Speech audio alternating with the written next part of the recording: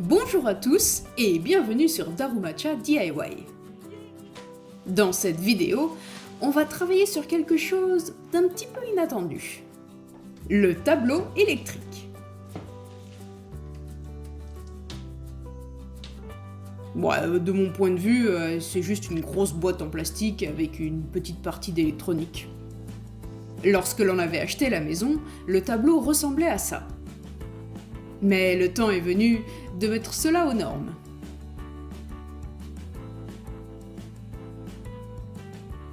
Ouh, j'espère que tu vas passer là-dedans, toi. C'est la première fois que l'on a affaire à une telle tâche, et honnêtement, on est un petit peu stressé. On va d'abord retirer la prise qui se situe sur ce plan de travail, ainsi que son câble qui longe jusqu'au tableau électrique. Ensuite, on va retirer le cache pour voir à quoi ça ressemble en dessous. Donc, on a 3 interrupteurs.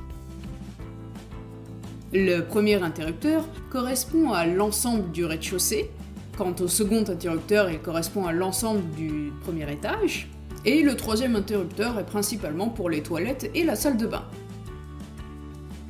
Oh bah, t'as réussi à rentrer, dis donc! On va également devoir retirer certains plaques au plâtre que l'on avait fixés, ainsi que l'isolation. Ça donne un petit peu plus d'espace pour travailler.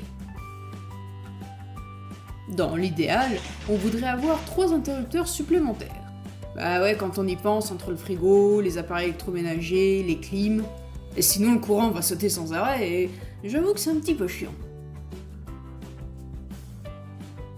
Ah, je pense qu'il faudrait s'abonner avant de se prendre un coup de jus.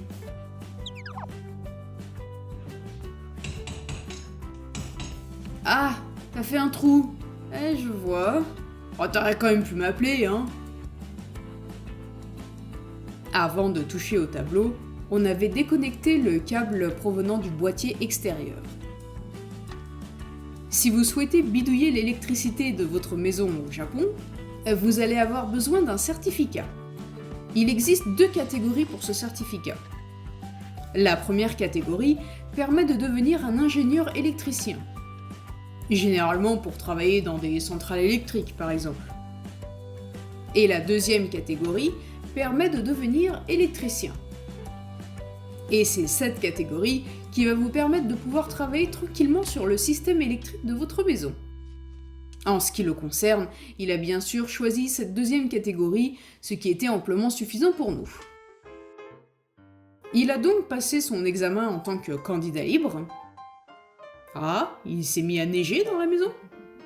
Bref, il a étudié seul, en s'aidant de livres et de vidéos YouTube. L'examen ne peut être passé que 2 fois par an, et ce pour un montant plus ou moins équivalent à 75 €. Donc, cet examen est divisé en 2 parties, la partie théorie et la partie pratique. On commence donc par la théorie, qui est un examen écrit, et une fois réussi, on peut passer l'examen pratique qui a lieu environ 2 mois après. Supposons que vous réussissez la partie théorie, mais vous vous foirez à la partie pratique.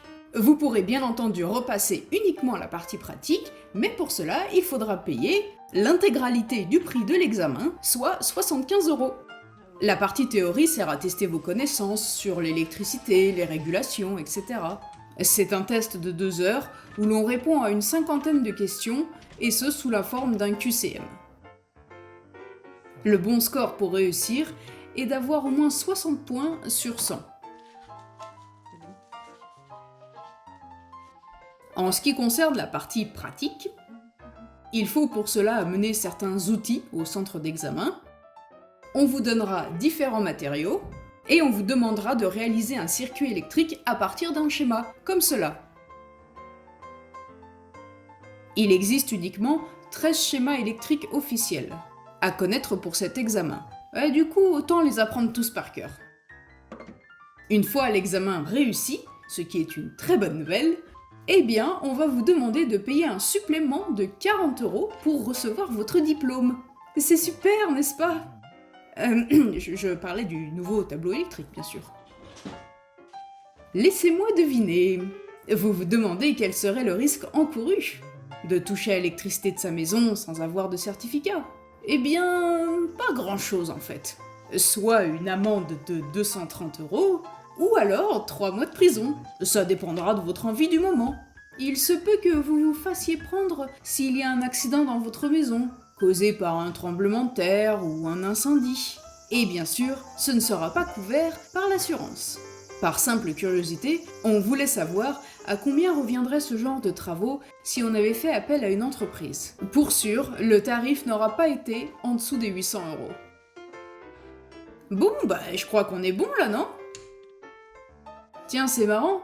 Ici, la couleur rouge signifie que c'est allumé, alors que le vert indique que c'est éteint. Et pour moi, c'est plutôt l'inverse, et du coup, je suis un petit peu troublée parfois. Ah tout a l'air de fonctionner, dis donc. Encore une belle étape de terminée. Par contre, t'as toujours un petit peu de neige sur ton bonnet. Enfin, c'est fini pour aujourd'hui. Dans le prochain épisode, on fait des trous. On creuse des trous. Et puis on fait des petites bêtises aussi. Qu'est-ce que c'est le bordel dans le jardin? Enfin, vous en saurez plus la semaine prochaine. En attendant, prenez soin de vous.